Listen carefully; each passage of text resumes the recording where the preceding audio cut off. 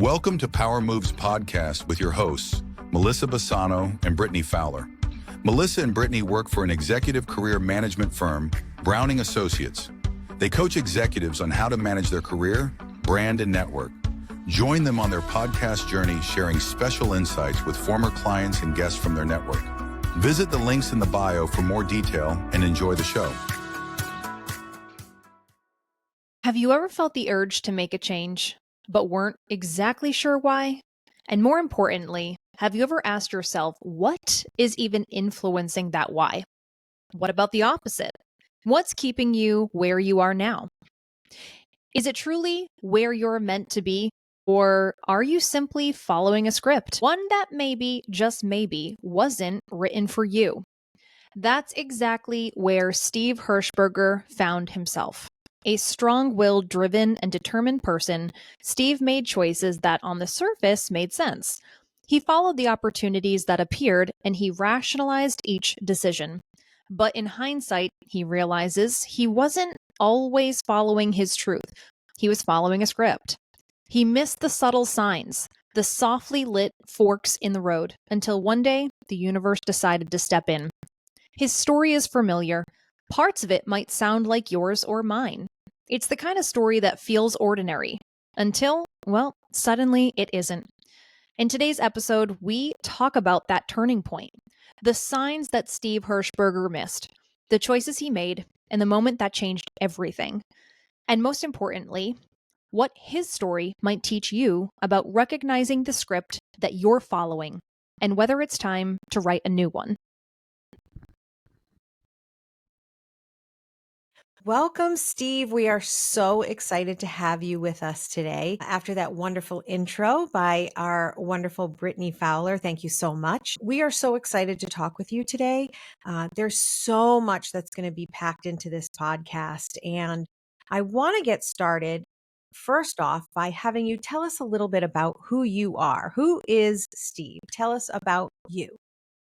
Wow. Well, Brittany, thank you so much for the very kind intro. That was both humbling, and you've set the bar really high, so I better behave today. And Melissa, thanks for the opportunity to sit down with you guys. I've been looking forward to this. So I believe your question is, who is Steve? And the answer, as we dive into the podcast, is the Steve that is sitting in front of you today has always kind of looked like this, but there has been another Steve that has been operating for probably close to 35 years. And I think many times that executives and professionals that ply their trade on a daily basis, we get caught up in the moment of, what am I trying to get through today? What are the opportunities that I need to take advantage of? What are the politics and pressures that I'm dealing with that require me, or I perceive require me to do certain things? And so what happens is, speaking from my experiences, over time, by looking around the environments that I was in and the roles that I was either placed in or that I chose, each of those has a job description that we're all familiar with. But if you think about it slightly differently, that job description is like a character description in a movie set. And so you're handed this script, and you're looking at a character description, like the job description. You say, well, if I want to get into this movie, and this movie could be successful, and it could do well for me, then I need to really own this character.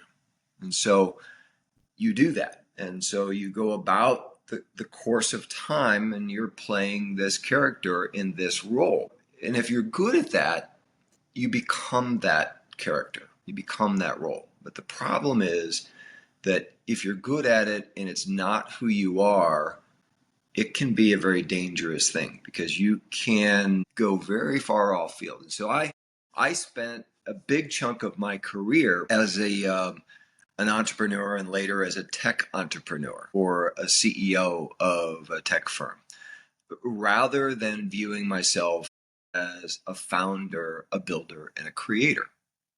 Because the person that sits in front of you is really good at creating things, building things, solving problems in unique and interesting ways.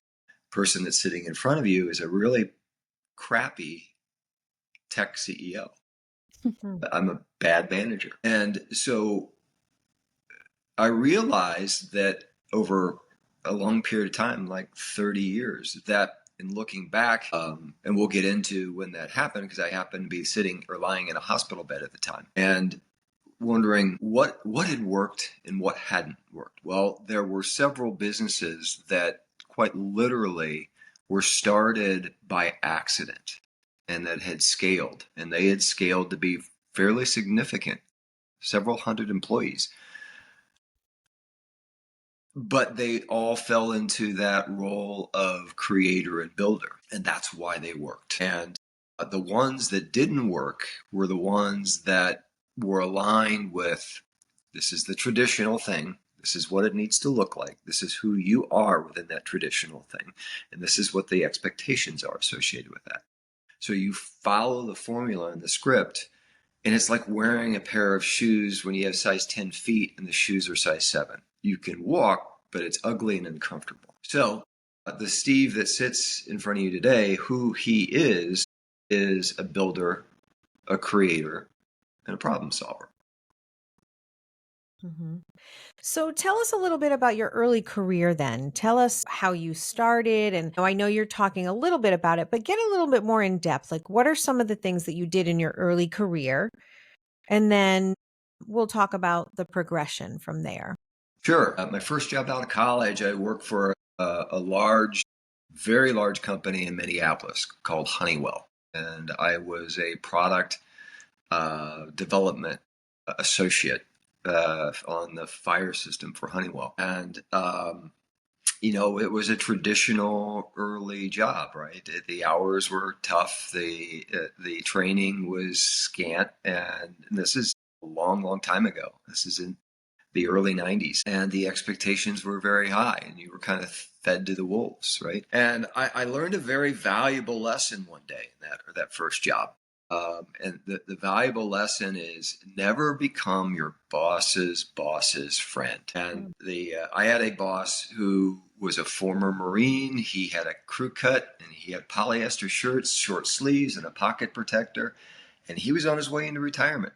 And his boss was a young guy, and we both were riders, cyclists, and we got along really well. And that just did not set well with my boss. And so one day, I learned a very valuable lesson, and that was that when you do that, people higher up that you think are your friends are not your friends. So my boss called me in his office, and he said, leaned back in his chair, and he said, "Hirschberger, your shit's in a box. That's it. Get." And I put a call into my boss's office, and I never heard back from him. So I took my stuff and left the big building in Minneapolis and said, well, what the hell am I going to do with my life? And so I decided to move across the country with a friend that I had a job out in California. And so I spent some time working with some of the folks at Apple as transition was occurring. And then moved back to the Midwest on what I thought was a temporary basis because my dad had contracted cancer, and it ended up being permanent because he passed away unexpectedly. So I stayed in the Midwest, and unintended consequences have tremendous results. And that is that I met the love of my life, my wife of now 30 years. We've got a tremendous 25-year-old who's done exceptionally well, and we're getting ready to send a 19-year-old off to college. So had those unexpected activities that at the time I thought was a calamity or a series of calamities, had they not occurred, it would have been a very, very different journey. And then looking back, the creator, the problem solver, who is also a bit of an adventurist, when you stare into the unknown and you say, well, do I not act on this, or do I choose to figure it out as I go? How much trust do you put in yourself, both either consciously or unconsciously? So in each of those incidents, moving out west, quite literally with no money and no prospects and no understanding of what was or was not going to happen to me, no safety net. And then coming home, and then shortly after getting back, finding myself at a funeral, you just make the best decisions you can. And so I did that. And over the course of the preceding decades, I started a software firm that I sold to a consulting firm out of Washington, D.C. I worked for them for a while as a senior manager, and again, didn't come to the realization that I was a terrible manager. I just decided that it was everybody else's fault. And then after I left that company, I took a little bit of time because I made a little bit of money in the transaction and decided that I wanted to do something slightly different, but in the same vein. So I started with some colleagues, another firm, but this one was based out of Chicago. So I commuted back and forth from my home in Indianapolis to Chicago every week. And we built in the late 90s, one of the first firms focused on social engagement. And we built a product called SPY, Social Performance Index. I helped write the safe harbor codes for the Federal Trade Commission for social media back a million years ago. I sat on the board of a group called WOMA, the Word of Mouth Marketing Association, and wrote a lot of their standards, and that then morphed into the American Marketing Association. So we got to do some amazing work. We helped launch Dell's XPS computer as a gaming computer. We helped when they bought Alienware, we helped integrate that in. Our team was involved in helping launch back in the day Office 365 using social and communities as subject matter experts to help the brands figure out what they needed to do, where they needed to do. Now, granted, social has morphed and devolved, I would say, since then. But at the time, it was more like Reddit. It was designed for help and knowledge and insights.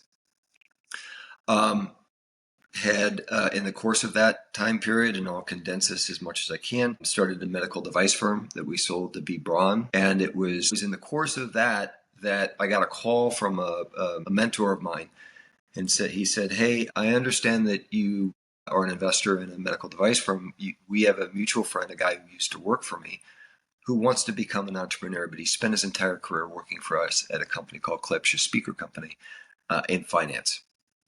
And he goes, I'd like you to maybe help him out with that process." And so I took him over to the medical device firm and purposely scared him because of all of the regulations that are involved in that. And he walked out dejected, and I said, "So how did it go?" And he looked at me and said, "You have just pissed in my cereal." Mm. And I said, and he goes, "I can't do this." He goes, the risk to me is too high. And I go, "Yeah, I was kind of thinking that." And I said, "What can I do for you?" And he said, "Well, the least you can do is buy me a beer." And I said, "Sure." So where do you want to go? He told me the brewery that he wanted to go to, which was brand new. And this is in about 2005. So we went to the tour of this brewery, and I called some friends of mine that were in the industry and from the bathroom, because I said, "Hey, I need to go use the restroom." So I'm standing there on my Trio phone talking to somebody in Chicago about the beer industry. And as we left that facility, I said to my friend, "If you want to be an entrepreneur, it's not going to be in medical. You're going to do something else." And he goes, "Well, what are we going to do?" And I said, "We're going to start a brewery." So we did. We started and scaled a brewery. We acquired a second, which we sold craft beer across the Mid-Atlantic, down the eastern United States, and all through the Midwest. Began the expansion into distilling. And at that time, I had an opportunity to sell to private equity. And so I sold my shares out of that business and then left to go do something else. And that something else turned into a data firm that was geared towards retail. It left me with 13 decision science and Internet of Things patents in that process. But that was a horrible experience, and one that I wouldn't trade for the world, but it was a nuclear explosion that didn't really go well. And then that leads us to the accident. Yes. So thank you for sharing your early career. You've done some incredible things, some things you've been excited about and other things not so excited about, but everything has a lesson and a reason why you were there. So it's exciting to hear all of those things. And now it leads you up to a point in your life where something very significant happened and changed you forever. So tell us about that incident, what happened, and how did that change you? Well, it begins with like the story of Star Wars, and there's a prequel to it. So the answer to your question was, when I came off the software firm that didn't go well. It's a lot like any entrepreneur that has had a failure, or any executive that's been terminated. All of a sudden, one day, your life changes. And so how you allow that narrative to be written is in large part up to you, but it's how you're responding to others. And in my case, I believe that because it didn't work, I was a failure. And so I moved into the mosh pit of pity party for Steve. And the mosh pit was full of Steve, and it was full of pity. And it was amplified by when you go out and you see people, whether it's investors or colleagues that 3 weeks ago or a month ago were needing your involvement in something. They needed a sponsorship for this. They needed access to so-and-so. There was always something. And they were happy to be your friend at that time. But when those things change, they won't speak to you at the Starbucks. And many times you feel that that's an indictment on you rather than a deficiency in their character. Yeah. But at the time, I thought it was an indictment on me. And since the mosh pit was already kind of full, I continued to fill it up with the emotional baggage of that journey and that experience over the course of a better part of a year. And the very fit, very high energy Steve that existed before became one that was roughly 50 to 60 pounds heavier and just let his hair grow long. It didn't look like, when I show a picture that my wife took and sent to somebody and people don't recognize it. I mean, literally, it's not just the weight, it's an entirely different energy. And then one day I had somebody show up on my doorstep, and that was a gentleman that had coached me in cycling for a number of years. And he'd come out to see me and knocked on the door. And when I answered the door, he looked at me and his words were, "Holy shit, it's worse than I thought." And so I said, "Well, it is what it is. And, I'm going to make the exception that here I am, 50 years old, and I'm done, and it doesn't really matter." And he goes, no, it doesn't work that way. And then he stayed in town for a couple of days. And on the last day before he left, he said to me, "I have good news and bad news." And I said, what's the good news? He goes, "Good news is that your pity party is over." And he said, the bad news is you have 9 months and 1 day to get yourself in a place to do what I just did for you. And I go, "What did you do for me?" He said, "Well, I just signed you up for the Gravel Worlds. It's a 156-mile bike race in Kansas. Wow. And you have 9 months and 1 day to get your shit together, get in shape, get back on the horse, go back to work, take care of your family, stop feeling sorry for yourself, and find who you really are." And he said, "I'll help you throughout the entire journey." And he did. And so 9 months and 1 day later, I had dropped all that weight. I'd gotten myself into tremendous shape, mentally, physically, and spiritually. Went off and did the race, and actually did pretty damn well. And that is what set me up for what was to come, because I came to the realization at that moment in time that the script that I'd been reading from, that many times we are all given and believe that we have to read from, or at least read from the way that we believe we're being told, is a fallacy. Just for context of time, what year were you doing this race in relation? This race was 4 years ago. 4 years. Okay. Yeah. Just so we have a time frame. Yeah. So 4 years I did that. And then I decided that I was going to go back to work, and that I would use my skills in very different ways. And that ultimately became Amplify Flow. To fast forward to what Brittany was talking about, was on May 28th of last year, I was getting ready to head out to a different race called Unbound, which is a 200-mile gravel race in Kansas. And I was hit from behind about 5 miles from home. That when I was hit, it did a tremendous amount of damage. You were on your bike and you were hit by a vehicle? Yeah, I was going roughly 15, and somebody in a very large truck hit me from behind, we think going close to 70. Wow. And so, oh my goodness. Yeah, I was left for dead in a ditch. According to my wearable, my heart had stopped beating, my respiration had stopped, which was a good thing because it kept me from drowning in my own blood. And at the same time, I'd broken my neck, I'd broken my back, Wow. and 9 other bones. I walked into an emergency room because I'd gotten a ride there after I came to, but then I was medevaced out. So what do you mean you got a ride there? So somebody stopped and you Yeah, there was a got in cyclist there? that stopped. There was a cyclist Okay. that stopped, and Oh my goodness. my wife had been calling my phone, and I had not answered because I didn't know what a phone was at that point. I had a TBI, so he fished it out of my jersey and answered it. He was calling an ambulance, but it was a half-hour wait. My wife said, Wow. I'm a short distance away. Been waiting on him to answer." So she took me to the hospital. I didn't know who she was. I just Wow. knew it was a hot chick in a Jeep, so I was okay. I knew I was severely hurt, but I was joking and downplaying it because that's what I do when I get scared. So she said, "Do you want me to go get them and have them come and get you?"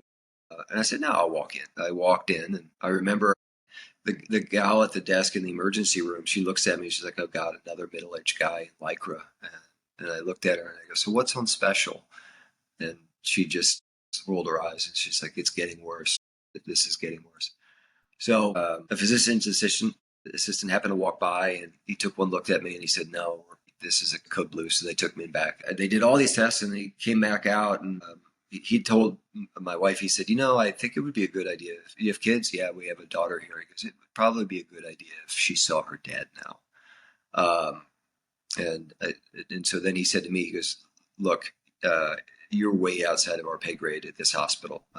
You're going to be lifeline to a level 1 trauma center ICU." So I walked in and got a great ride out, and then spent a little bit of time in an ICU at a trauma center, trying to figure out what had just happened. And this is where I think things become applicable to our discussion, because as bad as it was, it could have been a lot worse. I could be dead. I could be paralyzed. I could have had injuries that, while bad, could have been catastrophically worse. Mm-hmm. But they were, now, a broken back, a broken neck, and a bunch of other stuff is bad enough, but it was bad enough to get my attention, but not so bad that I would never be able to really recover. And Mm-hmm. the difference in that is in millimeters. But I'm amazed you walked into a hospital with all of these injuries. I mean, that's insane. Your body must have been just in severe fight or flight, like, get me help. you know what? You can convince yourself of anything. Mm. And I had convinced myself that it really wasn't that bad because I didn't want it to be that bad. I was in shock that it had actually happened. And to be completely candid, I knew I wasn't going to Kansas, but I had 6 weeks before I was flying to Iceland for another race. And I really wanted to do that. And so I was focusing on, all right, if it can't be that bad, right? But it kind of was. And so those things change. And when the physicians, my attending physicians, the neurologists and the orthopedics at the trauma center came in, what they do is they do what they do. They see lots of people that are in marginal shape that have very bad injuries, and they come in and say, "Here's what this looks like. It's going to be a 1.5 to 2 year recovery, and you need to change everything because what you were doing is not what you're going to be doing." And many times that's when people accept the what appears to be what is. Mm. And so then the pathway of your life is short circuited, and things kind of collapse into, this is how it is, right? Because this is what you accept. And I chose not to. I said, you can tell me that, and I know that there are other ways. And he said, "Well, what are you thinking?" And I said, "I know that there's Eastern medicine, there's holistic practices, there's nutrition, there's a whole bunch of stuff that I can do that will allow me to do this." And so 141 days after leaving the trauma center, I was back on the starting line. So I was out of the neck brace, I was out of the back brace. My bones had mostly healed, or healed enough. 3 days after leaving the hospital, I was doing wall squats and a back brace and neck brace, or walking stairs. And I did those things every day. And then I went back to work. So while you were recovering, tell me about some of the things you were telling yourself and talking to yourself, and how a lot of recovery is someone who's had cancer. When I was going through my treatments and that sort of thing, I did a lot of meditation and, belief that I knew I was just going to be fine. Did you have a lot of that while you were going through the recovery process? I did, but a lot of it was not just meditation and journaling, but it was being open to others for opportunities to come in, right? So I was told by the neurologist that the traditional healing processes were required, and they set me up with a resource, and the next appointment that I could get after leaving the hospital was a year and a half out. That doesn't work, right? So, but that's the state of brain care, TBI treatment in the United States. It's like meditation, Eastern medicine. We don't believe in these things because it's easier to take a pill. It's easier to get cut, right? We think about shortcuts, and we think about shortcuts even in our lives. And so you want to take the easy path. The easy path isn't always the best path. And so, but to answer your question, to be specific, I started doing something that I never thought I would do because I didn't know to do it. It just was something that was given to me. And whether you say it was the universe that gave it to me or whether it came to me, I don't know, right? But I started asking people a series of questions, and I now do this in work. And the first question is, what's the hardest thing that you've ever had to do, either spiritually, mentally, or physically? And then the second question is a follow-up. And by the way, I've asked now almost in all strangers, close to 400 people this question. The second question is, what did you learn from it? And then the third question is, if you did not exist, what would be different? And then they'd stop and they'd ponder that. And I say, well, let me rephrase the question. Because you do exist, what should be different? And most people can't answer that question. And most companies, when you ask them that, they don't like the answer to the question, if they're being truly honest.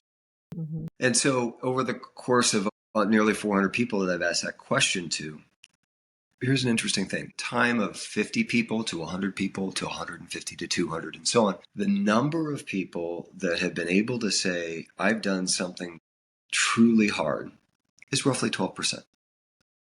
12%. And most people answer the question and they believe they've done something hard. I've been fired, right? We moved. My kid doesn't speak to me because of X, Y, or Z. Well, why, right? And so let's talk about that hard thing. Right? Okay, you lost your job. What happened? Oh, I was terrified. I had to spend my savings, but I got a better job 9 months later, right? Okay, well, that's not terrible, right? But I remember asking one person in particular this question, and I was at an airport in line at Starbucks. And so this guy in front of me, we struck up a conversation, and I asked him this question. He goes, do you ask strangers this question all the time? And I said, honestly, yeah, I do. And he goes, it's a good question. And he said, the hardest thing that ever happened to me is something that I'm about to tell you. He said, but the way I'm going to tee it up, I used to think was the hardest thing, but it's not. And I said, so what happened? And he said, well, this would be now almost 3 years ago, but at the time it was 2.5 years ago. I got into an argument with my 8-year-old daughter. She'd been asked out on a date, and they were going to go see a movie, and I didn't want her to see a movie. And my wife thought it was okay, and she thought I was overreacting. And he goes, I said to them as they were leaving for school, you'll go see this movie with this boy over my dead body. 10 minutes later, they were hit by a dump truck and killed. And so I'm looking at him and I'm like, huh? Back up? And I said, yeah, that's hard. And he goes, nah, that wasn't the hardest thing. The hardest thing was forgiving myself and learning how to live again. And so when you hear that, and then you hear somebody else say, I'm divorcing my wife because I don't like her anymore, because we don't talk. Or I lost my job, but I hated it. Then, okay, you know what? Sorry, I don't buy it. But then you ask the question is, what should happen because you're here that wouldn't happen if you weren't? right? And most people can't answer that. And so that led me into as I was going through this process of the accident, I get a call a couple weeks, and I knew something was just off. I was missing something. I'm now home, I'm now recovering, but something just felt off. And I get a call one day from the sheriff, and they said, "We've subpoenaed all of your data. We're looking for ring footage. We've interviewed we're having difficulty finding any material evidence. But in looking at your Garmin data and looking at your Whoop data, do you know you died?" And I went, "What?" And they said, "Yeah, your all of your vitals stopped for 2 minutes. It was right as you'd gotten hit, and then they came back online, and you woke up. Look, you started moving not a whole lot long later, but that happened." And I went, "Wow, that's really interesting." And then all of a sudden, things started coming back to me. And Brittany's heard this, and I'll be brief, but several weeks before the accident, I started having very different dreams. And I dream like everybody else, right? I'm eating popsicle sticks and while riding a skateboard down a street made of cotton candy. It was just weird stuff. But these were really lucid dreams, and they were very, very specific. And then one day, about a week before the accident, I started in the back of our house is very secluded, and it's protected by a bunch of pines. And over at one side of the house, there's a pergola with furniture underneath it. And that morning I'm out there and I'm looking for my journal. I'd left it outside overnight. And up until that morning, I noticed an increase in blue jays around, and not just amongst other birds, just blue jays. And they're very territorial. So when you have 20 or 12 or 20 blue jays around, including 3 or 4 that are hopping on the chair next to you, it's a little odd. And over the course of the next couple of nights, I had an individual that came to visit me as I was dreaming and was talking about certain things. And so one evening, the day before the race, this individual, as I'm sitting in this pine forest in the stream, hands me a blue jay feather. And he says, "This is for you, and you need to pay attention to this." And I said, "Okay, why?" He just disappears. The next morning I go outside and I'm looking for my journal, and sitting on the table where my journal is are 3 blue jay feathers that are just arranged there on my journal. And I'd never seen loose blue jay feathers before, but there just happened to be 3 of them sitting there on the table. And you have a picture. You have a picture of this. I don't have it. Do you have them with you? You'll have to insert it. Yeah, we'll insert it. But I think it's crazy that, he's having these dreams and then it's reflecting in real life, and then he's having dreams of it and then it's reflecting in real life, because people could easily chalk it up to say, oh, it's just a dream. It's just your imagination. But then when you have the manifestation of it when you wake up, I think that is just crazy. Crazy, crazy. Wow. So I'd written about it, and I taped it into one of my journals. And so I keep that book with me. It's always nearby as a reminder, because it's a reminder that what we see isn't what is. There's a lot more to what is than what we see. Well, so then I remember, as part of this process, waking up, smelling clover, grass and clover. And then I'm in the same place that I'd been in my dream a couple nights before, but there's nobody there. But so I get up and I make my way down this path, and I come to a very broad, shallow, but fast-moving river stream. And this is while you're technically dead, right? This is all happening now when you're dead in the ravine, face down on the side of the road after you were hit. Okay, continue. Yep. So I step across all of these river stones, and I look out, and people say, well, I always imagine this light, right? There's this white, bright light, and then I meet my Uncle Bob at the end. It's not like that. It's not. It's profoundly beautiful nature. And so you come across this incredible mountain stream that's there's this giant meadow that's full of nothing but wildflowers, and the meadow is it's nearly endless. And on either side are it's ringed by pine forests, and then behind those look like the Canadian Rocky Mountains. And the air is pristine, it's crisp, it's clean, it's clear, and there's butterflies and moths, and you can hear the birds chirping, and it's just profoundly beautiful. And so I walk across the stream. I'm walking through the field, just like the opening scene in Gladiator, where he's putting his hand over the wheat. And I look up, and there's this individual, same one in the dream, and standing in front of me with a big grin on his face. And this individual, talking to others, most commonly approximates an ancient Lakota medicine man or a shaman. And so he's grinning at me, and he says to me, and I'll never forget this, he says, the distance between here and there is not that far. And I said, well, where are we going? And he says, you must go back. He said, he goes, my job was to prove the reality of this and to instruct you that the distance between here and there is not that far. So don't forget that. And when you go back, you will take back information that has been provided to you, but you also must leave something. And I said, what do I leave? And he said, cross the stream and you'll find out. So I walk back. The distance seems like a mile, but I make it in 10 steps. And I'm back at the stream, and I look down, and I'm holding these river rocks, these big river rocks. And I'd started journaling about the doubt and burden that we all carry when we're doing things that we don't necessarily think are appropriate, or we're living a frustrated life, or we're in the wrong job. And what happens in that process is, over time, that negative energy, the frustration, the fear, the anger, all of that builds up like the sediment layers. And over time, they become rocks. And you put these rocks in your backpack and you carry them around, and you wonder each day why you're so bloody exhausted.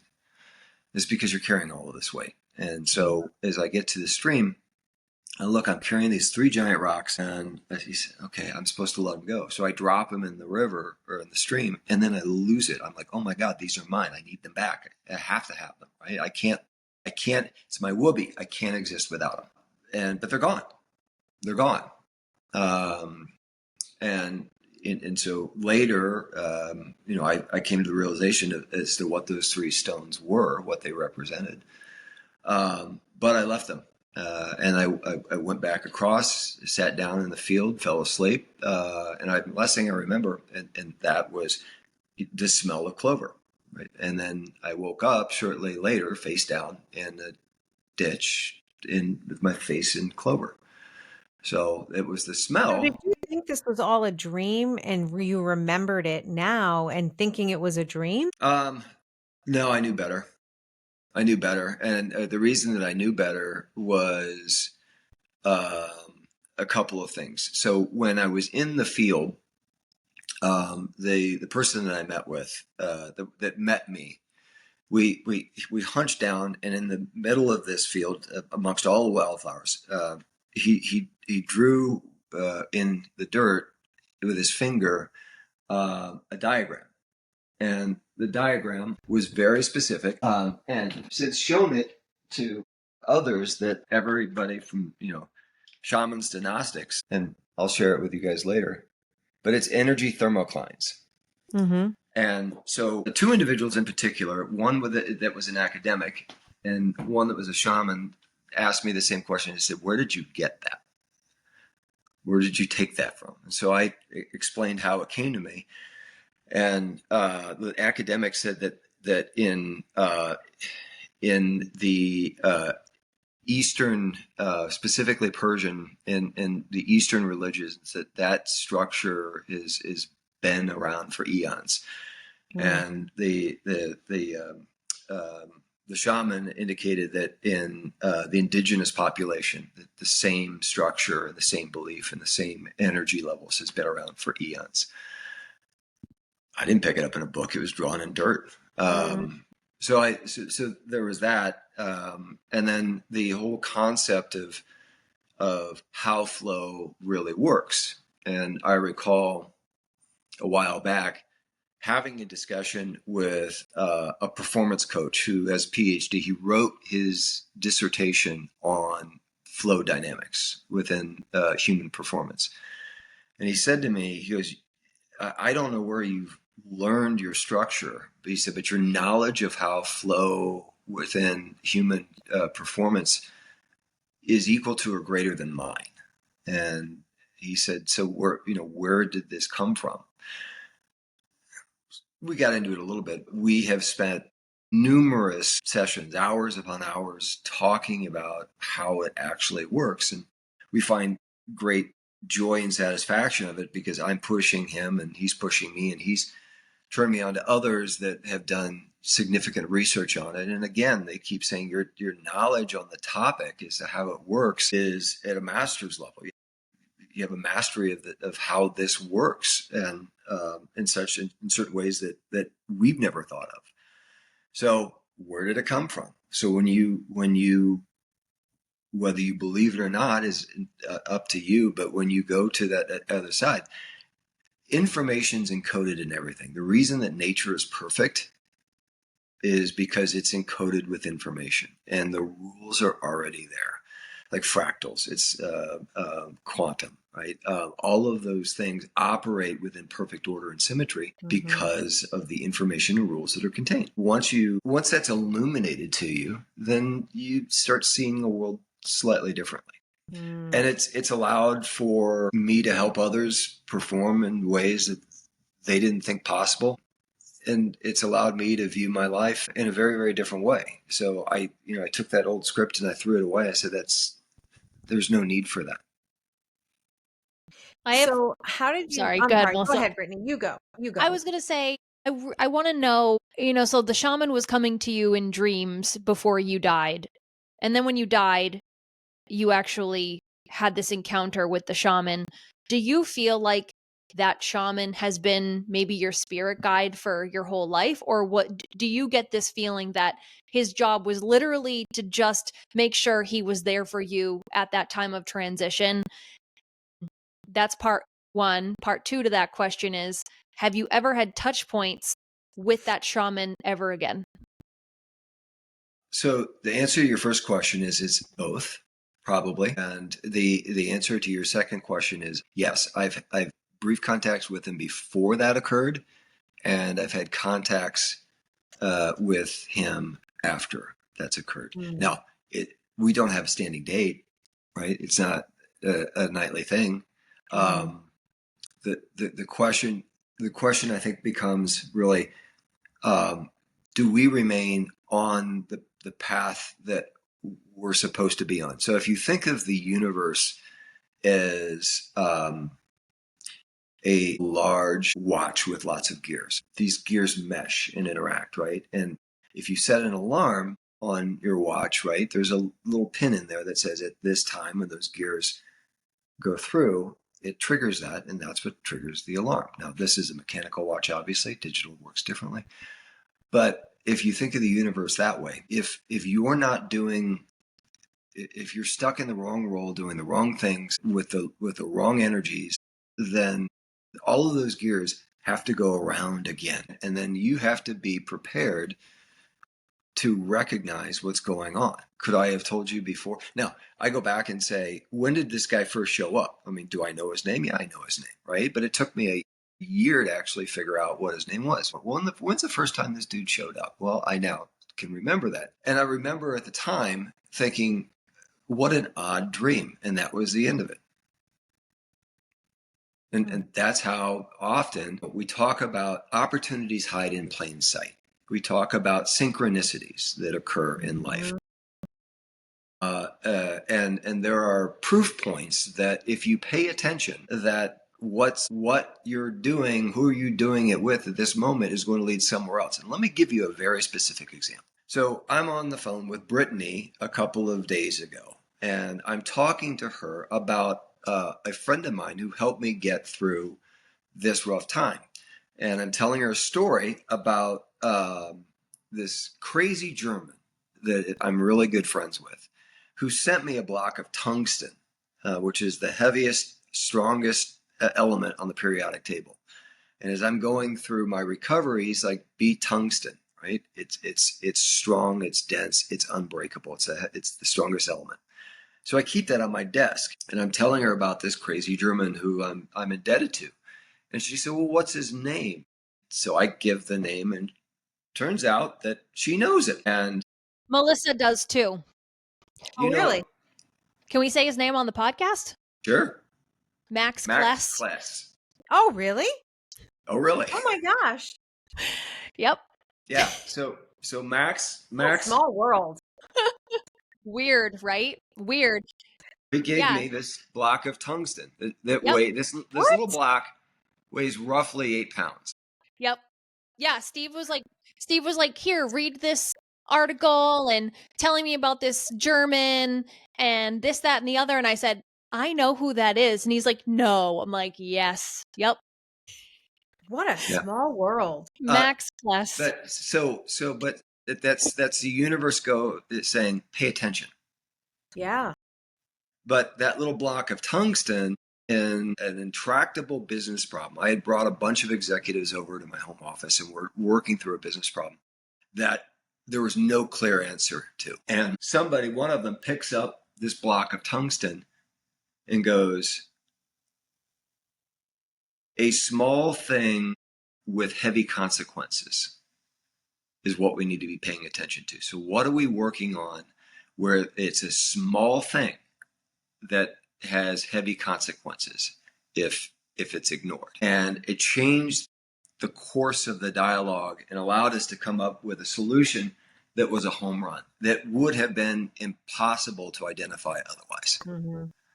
So Max sending me the block, you and Brittany knowing him, right, is the universe going, guys, pay attention.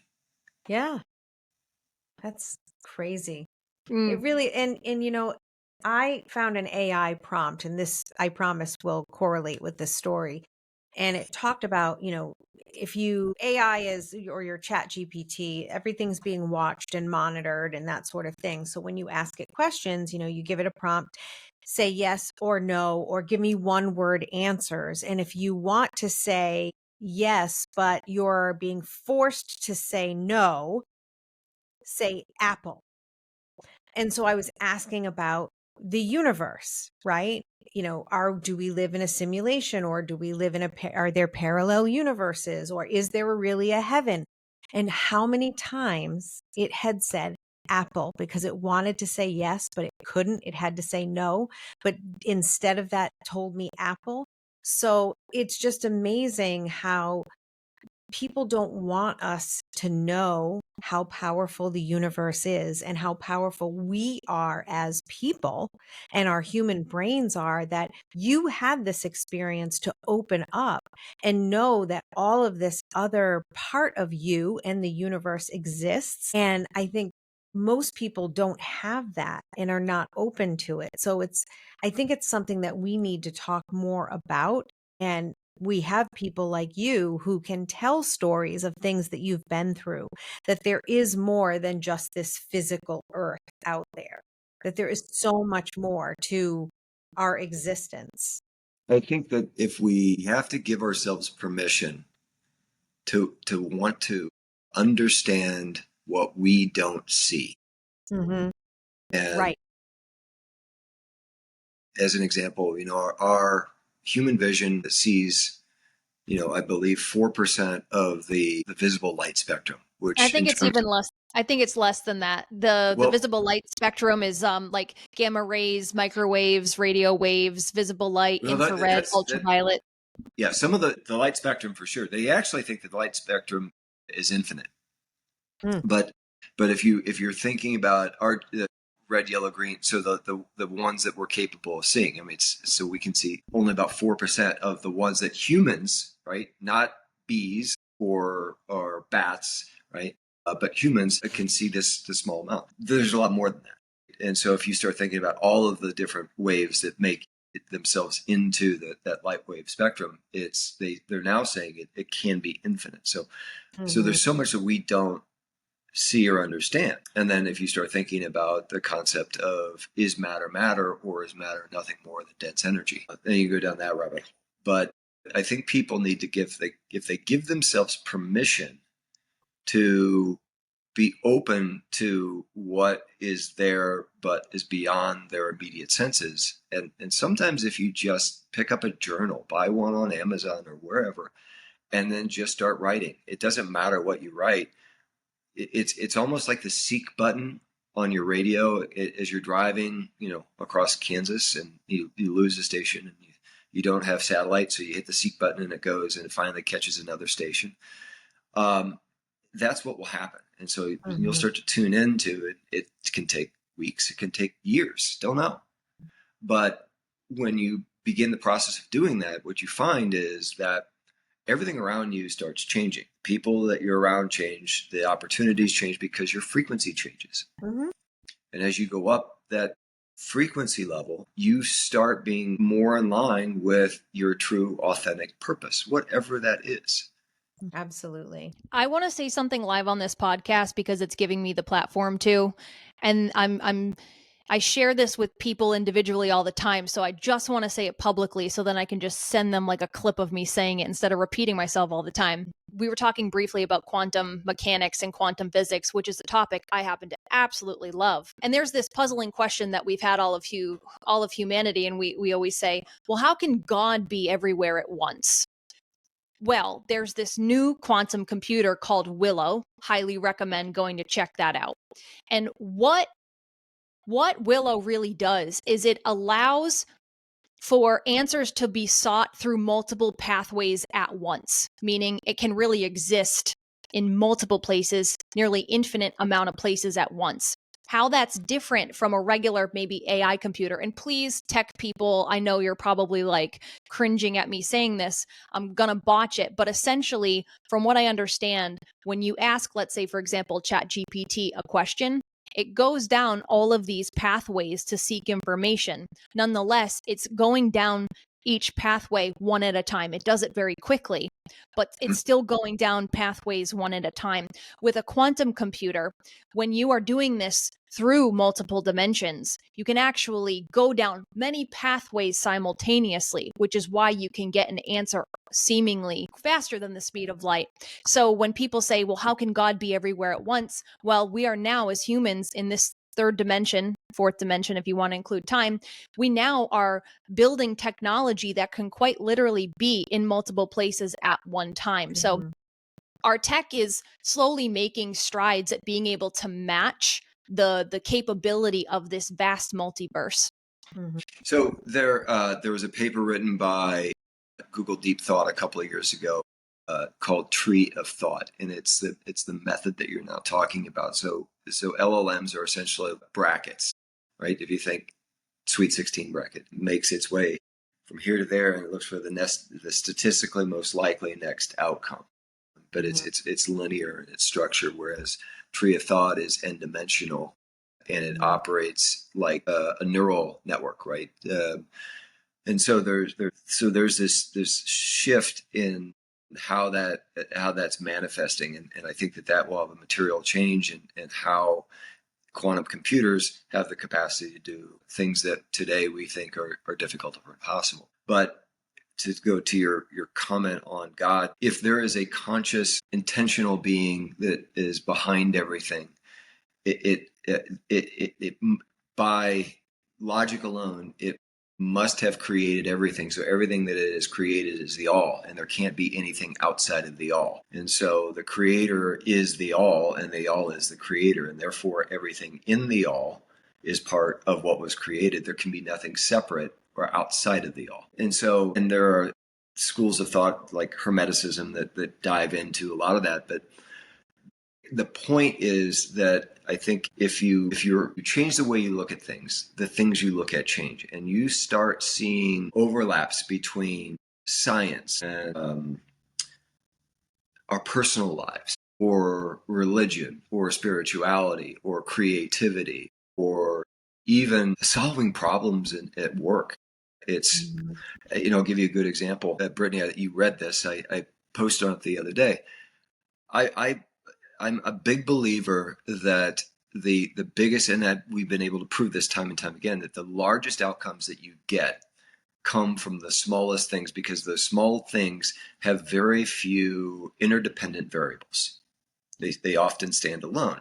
Whereas if you have these large things, low-hanging fruit, if you will, when you're focused on those large things, the bigger they are, the bigger the low-hanging fruit is, the more interdependent variables are attached to it. So It's like trying to remove a tumor. You have this big tumor in your body, and it's wrapped around organ tissue and nerves, and so it's not just as easy to get out.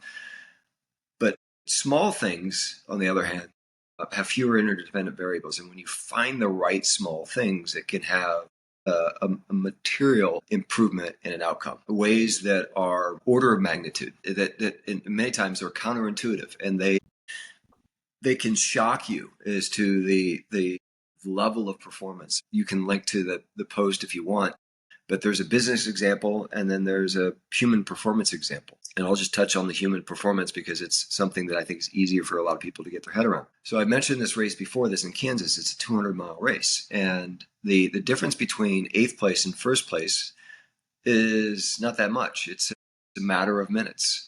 But the difference between getting paid for 8th place and getting paid for 1st place is a lot. Now, this race took the same amount of time that we spend in the office. These guys are going at it for 8 hours and change, 9 hours and change, whereas average Joes, they're out there for 18, 20 hours. But the difference between the guy in 8th place, who I know, but I don't know, I know by an acquaintance, right, versus the guy that won, is a small amount of time. Now, had the guy in 8th place done one small thing, and all things being equal, he would have closed the gap and won. Well, what's the small thing? He would have worn a different pair of socks. He would have worn Aero socks, and those Aero socks give him a wattage and a speed advantage over time that would have taken him from 8th place to 1st place. Now, mind you, all things need to be equal, right? But the example is that if you do something as small as changing your socks, you could have a very, very different outcome. Now, you have to find the right small thing. It can't just be anything. It's got to be the right thing. But when you're paying attention, those small things you don't find, they come to you. Mm-hmm. Yeah. It's such a Brittany and I could talk about this subject literally all day. Unfortunately, we don't have that, but I think this should be like a two-parter because I want to continue along this lines because I also want to find out what you're doing now. If you want to briefly tell us about what you're doing now, we'd love to have you back on again, Steve, just to continue this conversation because it's something that we're passionate about, but I think people are starting to open their eyes to as well. So just give us a little brief update as to what you're doing now. If people need to get in touch with you, how they can get in touch with you. If you network and you have people have questions and they want to get in touch with you, we'll talk about that too. Sure. So I changed the name of my company about a year ago. It's now amplifyflow.co, amplifyflow.co. Email is really simple. It's Steve@amplifyflow.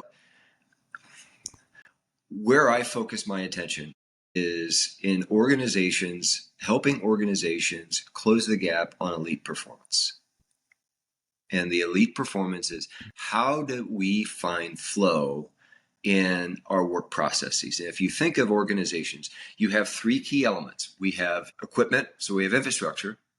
And so that may be buildings, it may be machines, it may be trucks, it doesn't matter. So it's infrastructure. And then we have guidelines and guardrails. So we have SOPs, standard operating procedures, we have policies, we have procedures that we use, we have training. All of that stuff sits on either side. In the middle, we've got human capital. We've got people. And so, and those people make it roughly 30 to 35% of the expense or the investment on the income statement. But those individuals are usually overlooked. And so the question is, yes, we have a culture program. Yes, we've got work initiatives. Yes, we have KPIs or OKRs.